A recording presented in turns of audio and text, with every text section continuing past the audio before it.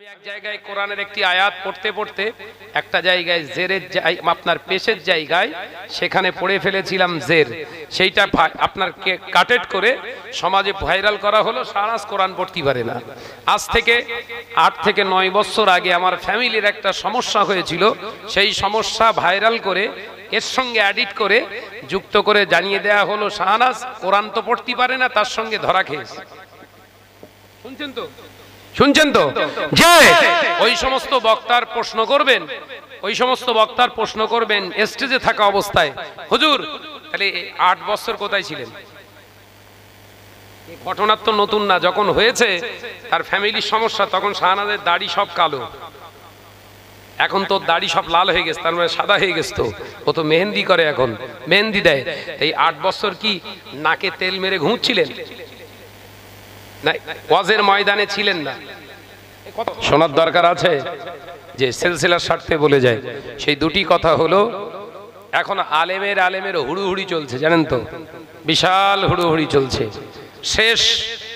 শেষ একটা আমাদের জন্য আপনাদের কাছে মেসেজ, সেই মেসেজটা হলো এই: মুরব্বী চাচাজান হুজুর কেবলারা হায়াতে আছে না নাই? দরবারে ফুরফুরা শরীফে জানতো, ফুরফুরা দরবার শরীফে বয়োজ্যেষ্ঠ চাচাজান হুজুর কেবলারা অনেক হায়াতে আছেন। যে আলেমের ওয়াজ শুনতে ভালো লাগে শুনুন, ভক্ত হন, কিন্তু ওই ওয়াজটা নিয়ে চাচাজান হুজুর কেবলাদের সঙ্গে বসে একটু মিট করুন। কি করবেন?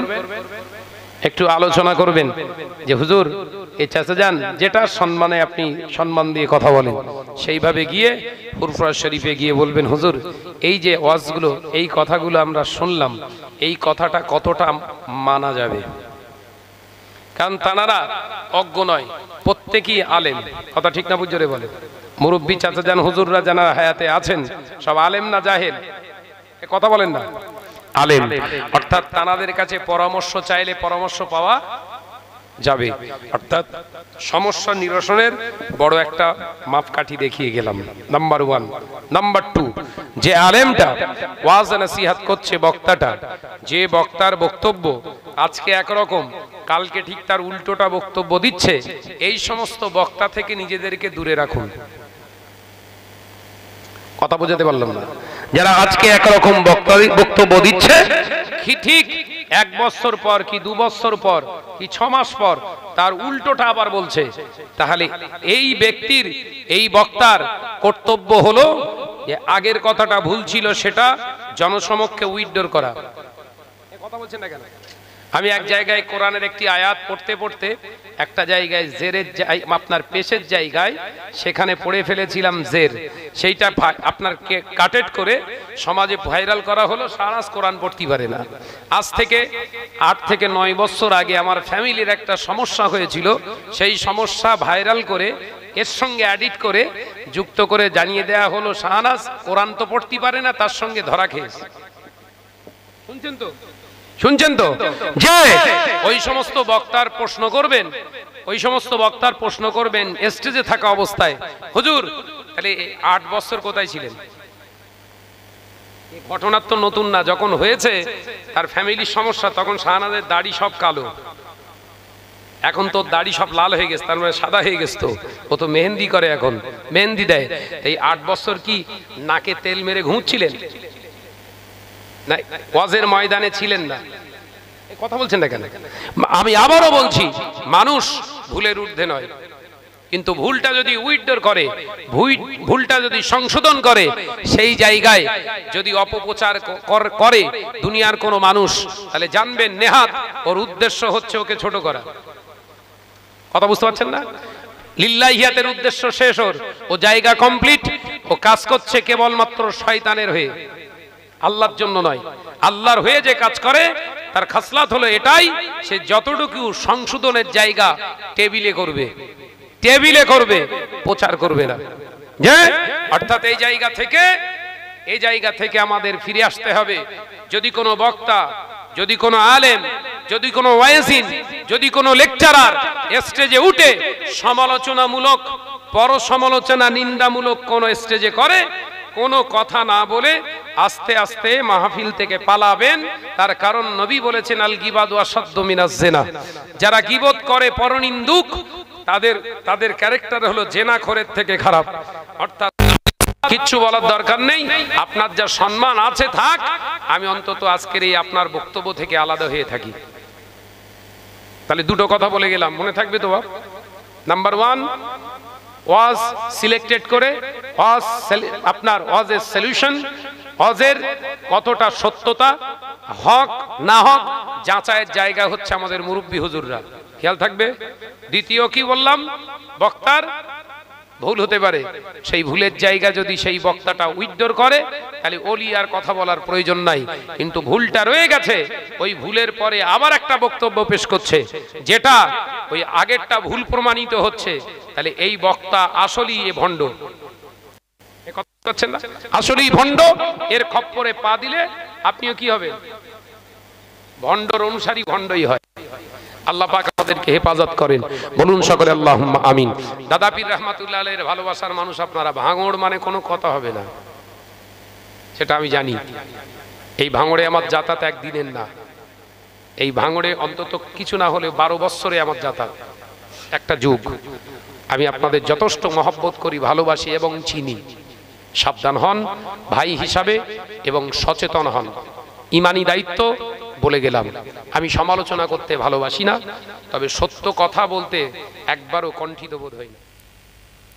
হারামের লেনদেনকারী ব্যক্তি হজে যাচ্ছে, গিয়ে ওখানে গিয়েও ঝামেলা করছে, আমার নিজে চোখে দেখা। আমি তো একবার না, আপনাদের নেক দুয়ায় 3 বার আল্লাহ নিয়ে গেছে আল্লাহর খানায় কাবায়। আবার এই মাহে রমজানে আল্লাহ যদি হায়াতে রাখে, যে পরিমাণে চক্রান্ত চলছে, রমজান পর্যন্ত যাব বলে ভরসা নেয় না, তবে আল্লাহর উপরে ভরসা আছে।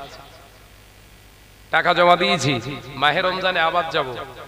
তো 2023-এ ফরজ হজে গিয়ে দেখলাম হারামখোর যে কটা হাজি, হারাম মালের টাকা, হারাম টাকা নিয়ে যারা হজে গিয়েছে, আলামত দেখলি বোঝা যায়। কথা বলছেন না কেন? যে ওখান থেকে খানায় কাবা তওয়াফ করে এসে আপনার এই সাফা মারওয়া সাই করে, হাজারে আসওয়াদে বুসা দিয়ে, মাকামে ইব্রাহিমে নামাজ পড়ে, মিনা মুজদালিফা আরাফার ওকুফে আরাফা সব শেষ করে, জামারাতে শয়তানকে কাকন নিক্ষেপ করে, নেড়া হয়ে কুরবানি দিয়ে বাড়ি আসলে সকলেই এক চান্সে হাজি বলবে, এটার সন্দেহ নেই। কিন্তু তোর হজ কিন্তু ওই মাথার উপর পর্যন্ত যায়নি। কারণ সমাজে এটা আমরা উলামারা, আলেমরা, বক্তারা, লেকচারাররা আমরা ভেঙে ফুটে আপনাদের বোঝাইনি যে হারামখোরের জন্য, হারাম মালদারের জন্য হজ ফরজ নয়, হারাম মালদারের জন্য যাকাত ফরজ নয়, হারাম মালদারের জন্য কুরবানি ওয়াজিব নয়। এটা আমরা একবারও এই মাহফিলে অন ক্যামেরায় চ্যালেঞ্জের সঙ্গে সমাজকে আমরা বার্তা দেইনি। যার কারণে হারামখোররা মসজিদ দখল করেছে, হারামখোরেরা এখন হজে অধিকাংশ যাচ্ছে, হারামখোরেরা এখন বেশি বেশি উমরায় চলে যাচ্ছে, কারণ তারা এই অস্থায়ী শুনেছে বাবা একবার হজে গেলে সমস্ত গুনাহ মাফ। এই কথা বলছেন না কেন? আমি ঠিক বলিস না ভুল বলি? শত্রু বাড়বে না মানে বাড়িয়ে লোভ, এই কথা বলে না কেন? বলে শরীয়তের কোন অ্যাঙ্গেল থেকে, কোন জায়গা থেকে বলা আছে হারাম মালদারের জন্য কুরবানি করা ওয়াজিব?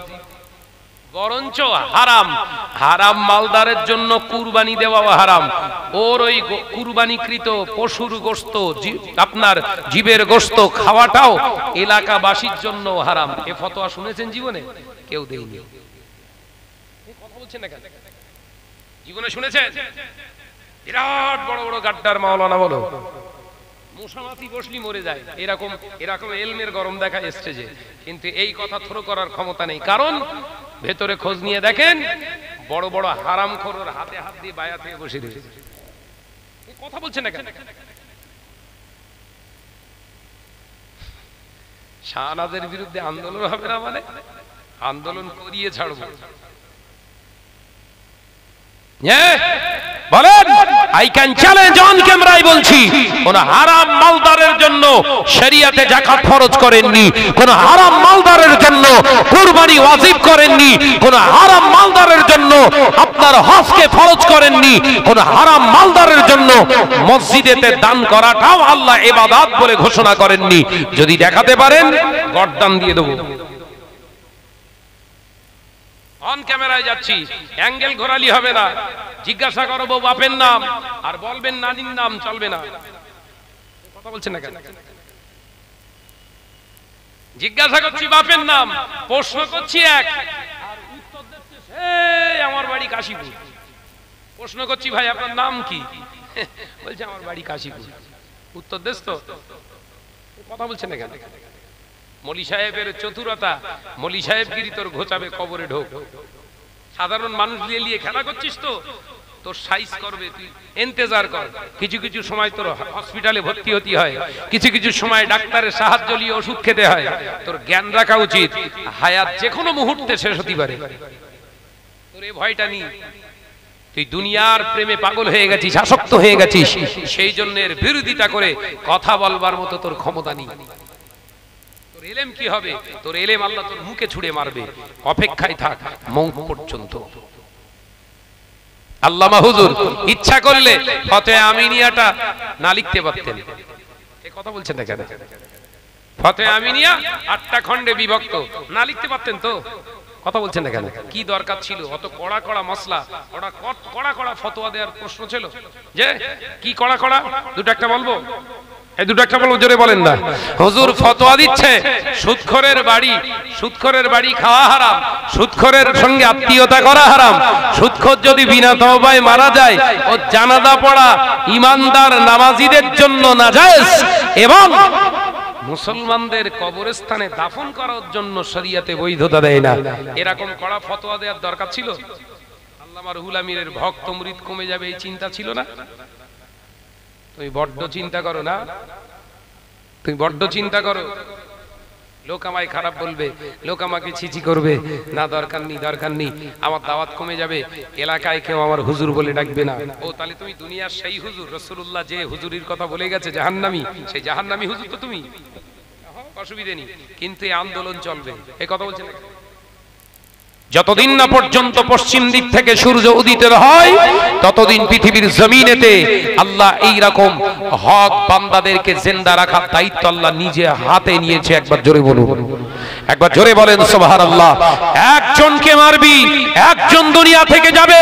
এই ওমরের উত্তরসূরিরা, এই হযরতে শেরে খোদা আলীর উত্তরসূরিরা, হযরতে সালাউদ্দিন আইয়ুবীর উত্তরসূরিরা পৃথিবীর জমিনে যতদিন থাকবে এই মুনাফিকদের চিহ্নিত করেই এরা দুনিয়া থেকে এক এক করে বিদায় নেবে। এদেরকে যখন পৃথিবীর জমিন থেকে সরিয়ে দেওয়া হবে, তোদেরও বেঁচে থাকার অধিকার আল্লাহ রাখবে না। তামাম পৃথিবীটা আমার আল্লাহ ফানা করে দেবে, ধ্বংস করে দেবে। কিন্তু ঈমানদারের মর্যাদা আল্লাহ সব সময় চন্দ্রের ন্যায় স্পষ্ট উজ্জ্বল করে রেখে দেবে। একবার জোরে বলেন, একবার জোরে বলেন সুবহানাল্লাহ। ঈমান নিয়ে চলে, দালালি করে চলে না। দালালি করে চলে না, ঈমান নিয়ে চলে। নির্ভীচিত্তে চিতিয়ে গুলি খাওয়া মানুষ এ শিখিয়ে গেছে, বুক চিতিয়ে তীর খাওয়া মানুষ এ শিখিয়ে গেছে দুনিয়ার জমিনে অন্যায়কে প্রতিহত করতে গিয়ে যদি নিজের সিনাটাকে ঢাল বানানোর প্রয়োজন হয়, ঢাল বানিয়ে দিও। ওয়ালা তাকুলু লিমান ইউকতালু ফি সাবিলিল্লাহি আমওয়াত বাল আহইয়াউ ওয়ালাকিন লা তাশউরুন। আমি আল্লাহ বলছি, তোর ওই বুক চিতিয়ে তীর খাওয়াটা, তোর ওই নীরবে গুলি খাওয়াটা, তোর ওই দুনিয়ার জমিনে মার্ডার হওয়াটা, তুই মরে যাসনি। আমি আল্লাহ বলছি, আমার জন্য মরেছিস, আমার হাবিবের জন্য মরেছিস, দুনিয়ার জমিনে কোরআনকে প্রতিষ্ঠিত করার জন্য মরেছিস। তুই হলি আমি আল্লাহর কাছে জিন্দা। একবার জোরে বলে। শত চেষ্টা করলেও পারবে না, শত চেষ্টা করলেও পারবে না। মুজাদ্দিদুজ্জামান দাদা হুজুর পীর কেবলা রাহমাতুল্লাহ আলাইহির আমরা ভক্ত মুরিদ দাবি করি, সেটা বাস্তবে রূপ দেওয়ার চেষ্টা চালাবো। এই বলুন ইনশাআল্লাহ। জোরে বল না রে বাপ ইনশাআল্লাহ। এই এখন বাইরে বিচাস নে কচিরা, এ চটলারা এখন বিচাস নে, এই ভিতরটাকে বন্ধ হোক, ভেতরটাকে ভর্তি হোক নাকি? হ্যাঁ ভিতরে চলে আয়, সামনে চলে আয় না রে বাপ। হ্যাঁ তোদের ফাঁকায় বেরোতে দেবে না, মানে মাঝে মাঝে দুই এক ফোঁটা করে আল্লাহ ফেলছে বলো। যে ভেতরে ঢোক। আমার নজনেরা, যুবকেরা, ছেলেরা, বাচ্চারা, পর্দানা সিনা মা ও বোনেরা, আলোচনা বুঝে নেন, আলোচনা বুঝুন। আল্লাহ নবী জানিয়ে দিলেন, শুধু তাই নয় ও মুসলমানেরা, শুনে রেখে দেন, জেনে রেখে দেন, ওই সময় যখন হারামের লেনদেন হবে, ঘরের ভিতরে জিকির আজকারের আওয়াজটা উঠে যাবে। আজ থেকে 30-35 বছর আগে মাটির ঘর ছিল, সাতুলিয়ার মুসলমানদের মাটির ঘর ছিল। ওই মাটির ঘরের ভিতর থেকে সকালবেলা অথবা দুপুর বেলা কিংবা সন্ধ্যা বেলা মাগরিবের নামাজ আদায় করে, ফজরের নামাজ আদায় করে, জোহরের নামাজ আদায় করে ঘরের মহিলারা অর্থাৎ দাদি নানি খালা ফুফিরা হলেও একদিনেও কোরআন তেলাওয়াত করত। গুনগুন সুরে কোরআন তেলাওয়াতের আওয়াজ শুনতে পাওয়া যেত। ও মুসলমানেরা, শুনে রেখে দেন, জেনে রেখে দেন, ও মুসলমান ভাই বাবাজিরা, আজকে 30 বছর পরে, আজকে 30 বছর পরে আমাদের সাতুলিয়া শুধু নয়, গোটা ওয়েস্ট বেঙ্গলের ভিতরে প্রায় কিছু না হলেও 70% মানুষের, 75% মানুষের পাকা ঘর হয়ে গেছে। মুসলমানদের ভিতরে তারা পাকা ঘর করে ফেলেছে। সকাল সন্ধ্যা রাতে, গভীর রাতে ওই পাকা ঘরের পাশ দিয়ে যান, কোন কোরআনের আওয়াজ তো পাবেন না, বরঞ্চ ওই ঘরের ভিতর থেকে হিন্দি গানের আওয়াজ পেয়ে যাবেন। রাসূলুল্লাহর হাদিসটা সত্য হচ্ছে না? নবী বললেন ঘর সুন্দর হবে, জিকির আউট হয়ে যাবে। মুসলমানদের ঘরে আর জিকির হয়? জিকির মানে শুধু আল্লাহ আল্লাহ আল্লাহ আল্লাহ, এই জিকির শুধু না, কোরআনটাও হলো জিকির, কোরআন তেলাওয়াত করাটাও জিকির।